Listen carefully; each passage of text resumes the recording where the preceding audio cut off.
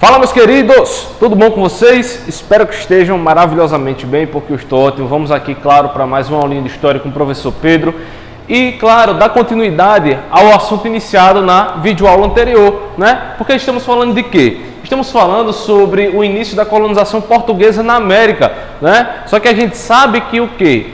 Que a colonização portuguesa na América, ela vai ser extremamente predominante no território que hoje conhecemos como o Brasil, o nosso país, né? Então aqui na parte 2 da nossa aula, a gente dá continuidade ao processo de colonização portuguesa aqui no nosso território, tá? Só que a gente sabe que o território desse período, né, do século XVI, que a gente está falando, né, a partir do ano de 1530 aproximadamente, a gente sabe que o território brasileiro não era exatamente como é no período atual, né, porque a gente sabe o quê? Que era através das capitanias hereditárias com esse limite territorial, porque a gente sabe que houve o Tratado de Tordesilhas, né, que o Tratado de Tordesilhas delimitava metade da América para a Espanha, metade da América para Portugal, né? Então essa parte desse meio aqui da linha para cá era todo o território português e que foi dividido, claro, em capitanias hereditárias pela coroa portuguesa, tá? Então cada faixa de terra separada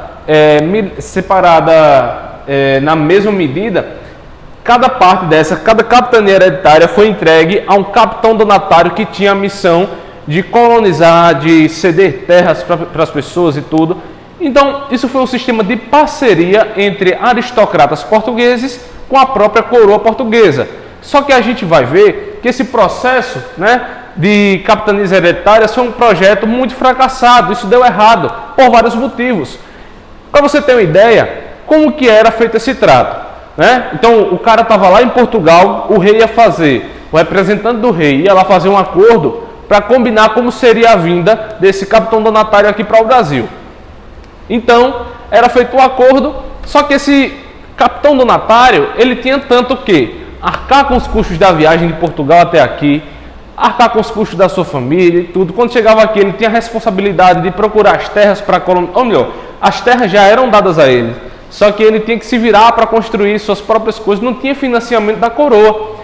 Só que ele ia ficar apenas com parte do que era produzido aqui no território. Então, isso não deu certo, porque os capitães donatários começaram a não aceitar esse tipo de sistema. Então, isso foi, claro, um projeto fracassado. Aí, o rei de Portugal viu também que isso também não dava certo, porque o lucro era extremamente baixo.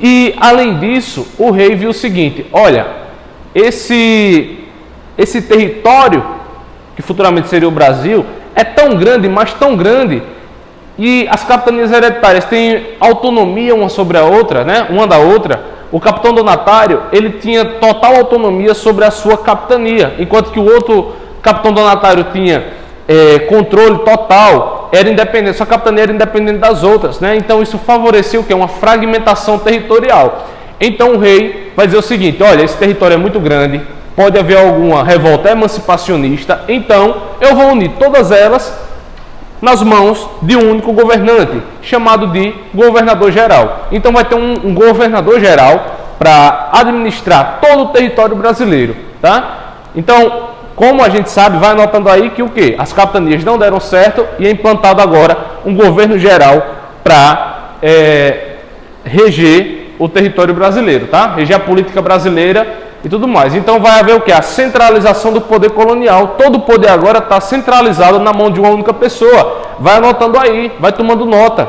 Porque, claro, como eu sempre digo, a aula ela não substitui a tua anotação, né? Então vai aí anotando que houve essa centralização do poder colonial. E o governador-geral, né, que é o cara responsável por administrar todo esse território colonial, ele tinha várias responsabilidades. Mas lembrando, o primeiro capitão donatário,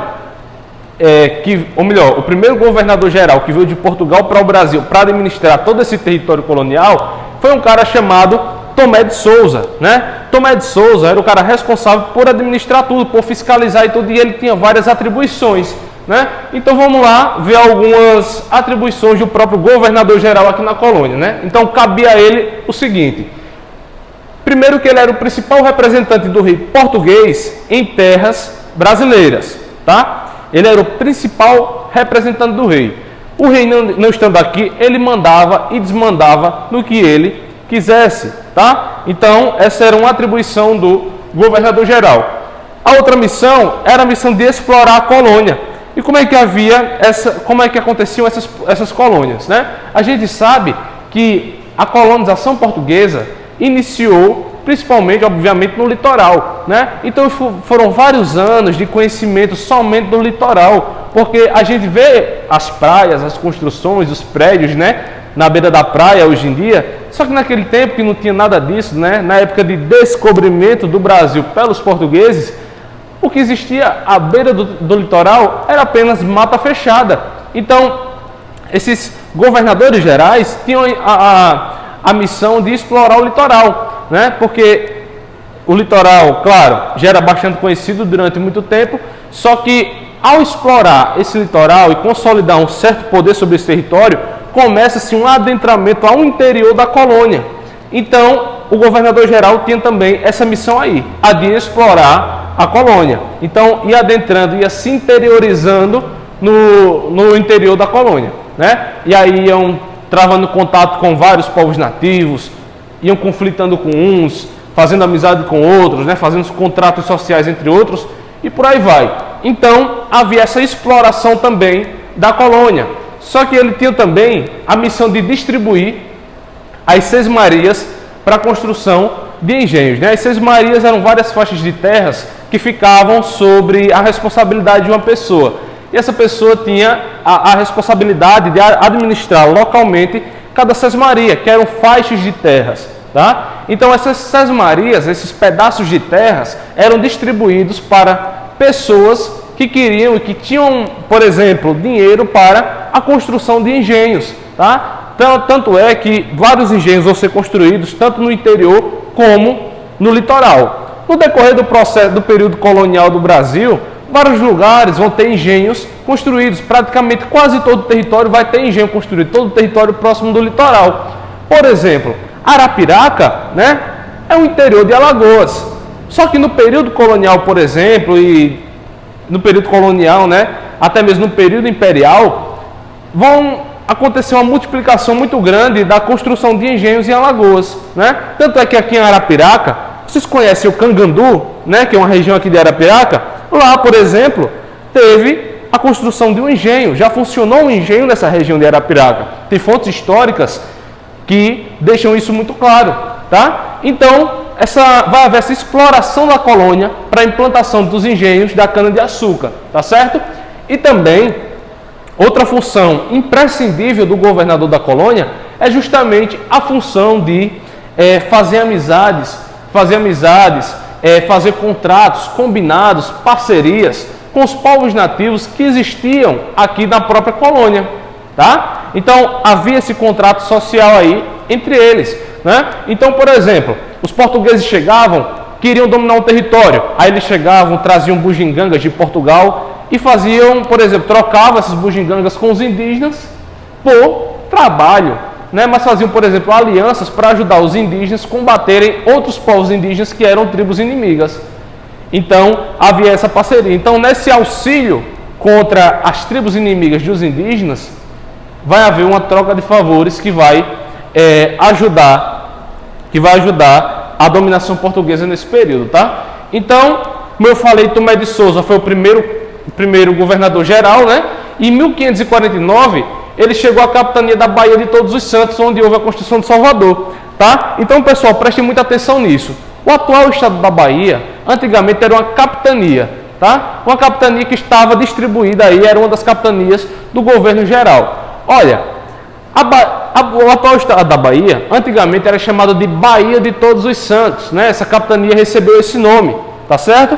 Então, quando acontece a formação do primeiro governo geral, esse território da Baía de Todos os Santos vai passar por um grande processo de construção urbana para a implantação do governo geral nesse lugar, para ser a sede do governo geral. Tanto é que Salvador vai ser construída justamente nesse período, no ano de 1549, tá? Vai ser construída, e o intuito da construção de Salvador é tornar Salvador a capital do Brasil. Hoje, Hoje, a capital do Brasil é quem? Brasília. Só que antes de Brasília era quem? Rio de Janeiro. Só que antes de passar para o Rio de Janeiro, futuramente a gente vai ver, né, que quando o rei Dom João VI chegar no Brasil, ele vai transferir a capital do Brasil para o Rio de Janeiro. Só que até esse momento, né, no século XIX, só até chegar ao século XIX, a capital do Brasil estava resumida a Salvador, tá? Então o governo geral ele administrava lá do estado, na capitania de Bahia de Todos os Santos, na cidade onde hoje também é Salvador, tá? Então houve essa consolidação da colônia em governo geral.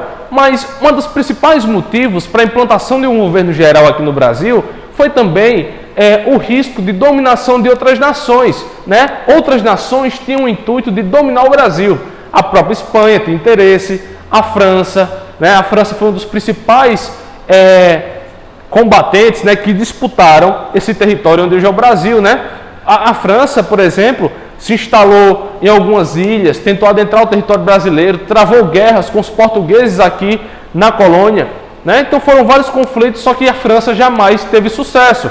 Tanto é que mesmo depois de implantado o governo geral, houve uma invasão francesa no Brasil e uma consolidação lá no território onde hoje é o Maranhão, né? Então os franceses adentraram o Brasil, chegaram lá, se estabeleceram onde hoje é o Maranhão e fundaram inclusive a cidade de São Luís, né? O que hoje é a cidade de São Luís. E São Luís inclusive hoje é a capital do Maranhão. Então quando vocês forem no Maranhão, né, estiverem lá, ver aquele território, você já sabe que aquele território inclusive recebe esse nome justamente por conta da dominação francesa, que são os próprios franceses que denominam de São Luís, tá? Só que, claro, os franceses eles foram expulsos do território brasileiro pelos próprios portugueses, tá bom? Então, houveram inclusive essas colônias francesas, só que sem muito êxito, tá? Agora, uma das partes mais importantes desse assunto que a gente deve ter muito cuidado, que a gente deve elencar e deve com certeza evidenciar, é a presença dos jesuítas aqui na colônia. A gente viu, quando a gente estava falando sobre o renascimento cultural, a gente viu que houve também um renascimento no campo ideológico, né? Muitas pessoas passaram a questionar, naquela época, é só vocês retomarem um pouquinho no antigo módulo, né? No nosso módulo 1, salvo o engano, que a gente viu que nesse período do renascimento científico e cultural, vai haver um grande questionamento aos dogmas da Igreja Católica, né? A igreja vai ser questionada justamente pela venda de indulgências, tanto é que vão surgir várias correntes protestantes, né? Como calvinismo, como anglicanismo, enfim, vão haver várias correntes protestando contra a religião católica. Tanto é que a Igreja Católica nesse período vai perder milhares de fiéis para essas outras religiões. Então, qual é a ideia agora? Conquistar também novos territórios para conquistar mais fiéis para a Igreja Católica, né? Então, vão se formar aí, por exemplo, várias irmandades religiosas, várias ordens religiosas que vão sair de seu território, né, português, para chegar nas futuras colônias e catequizar os nativos dessas colônias, né? Aculturá-los de suas culturas e implantar, claro, e tentar converter eles à fé cristã católica, tá? Então, isso vai ser o papel, por exemplo, dos jesuítas na América. E esses jesuítas vão vir, por exemplo, aqui para o território brasileiro. E ao chegar aqui no Brasil, eles vão travar contato com as comunidades indígenas e vão tentar converter esses povos indígenas ao cristianismo, né? Então, inicialmente, eles vão, por exemplo, o processo de dominação não é um processo rápido, é um processo extremamente longo. Primeiramente, eles tentam, claro, aprender a falar a língua nativa, tanto é, por exemplo, que o padre, vai ter o padre Anchieta, vai ter outros padres aí que vão liderar a dominação aqui no Brasil, que eles vão escrever, inclusive, um dicionário, né, que faz uma combinação da língua tupi com a língua portuguesa, né, com a língua ibérica.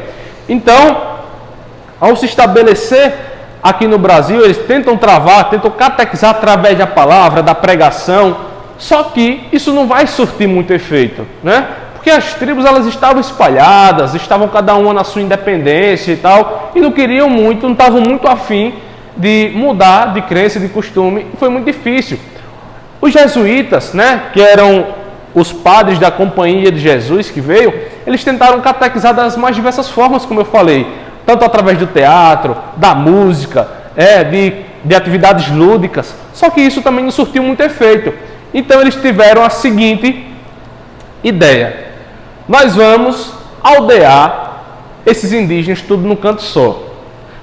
Tanto é que é assim que vai formar os chamados aldeamentos. Não é porque um povo indígena estava num território, outro povo indígena estava em outro território. Então eles vão, por exemplo, formar aldeias para trazer povos dos mais diversos costumes e particularidades para um único lugar, né, para uma única aldeia, para catequizar, para facilitar a catequização desses indígenas. Tanto é que, com o passar do tempo, essa catequização vai acabar sendo muito visível. E com o decorrer do período colonial, esses jesuítas vão conquistar uma proporção de nativos gigantesca.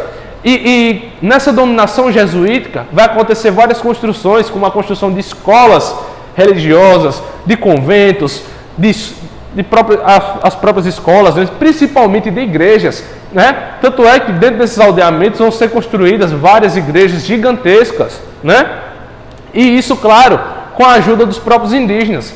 Isso vai se expandir por todo o território colonial, inicialmente, claro, no litoral, mas só que depois vai adentrando ao interior. Por exemplo, aqui em Alagoas, o que a gente pode exemplificar para mostrar isso? Com o passar do tempo, vai ser fundado aqui em Alagoas, né, ali na divisa com Sergipe, um próprio centro de catequização de nativos, né? Tanto é que um dos principais povos indígenas de Alagoas, né, são os povos Cariri e Chocó. E eles moram em qual município? No município de Porto Real do Colégio, né? E por que colégio? Justamente fazendo referência a esses acampamentos jesuítas de catequização, tá bom? Então vai acontecer dessa forma, essa catequização do povo indígena. Claro, só que a gente percebe, né, que embora muitos indígenas tenham sido adeptos a esse sistema, também tiveram aqueles que foram resistentes. Então os jesuítas também contribuíram, por exemplo, no processo de eliminação dos povos indígenas existentes, né? Muitos deles foram assassinados, foram renegados, enfim, sofreram muitas represálias e acabaram perecendo. E claro, essa não foi a única forma de extermínio da população nativa. Outra forma muito evidente, claro, foi nesses aldeamentos que eram formados, né? Aconteceu um grande contingente de indígenas, né? Muitos indígenas reunidos no mesmo lugar, travando contato ali direto com os jesuítas, né, que vinham de outro lugar, que trouxeram doenças da Europa, as quais os indígenas não tinham anticorpos desenvolvidos para se defender dessas doenças, e uma simples doença, né, que a gente considera hoje uma simples doença, acabava rapidamente virando epidemia dentro dos aldeamentos, o que culminou na morte de muitos nativos, de muitos indígenas. Tá? Então, pessoal, o nosso capítulo 10, ele vai finalizando por aqui, né? A gente viu que ele não foi muito extenso, a gente está aqui, claro, falando a grosso modo, só que pela plataforma do Google Meet a gente vai aprofundando cada vez mais, tanto na resolução de questões, como nas dúvidas que vocês vão apresentando.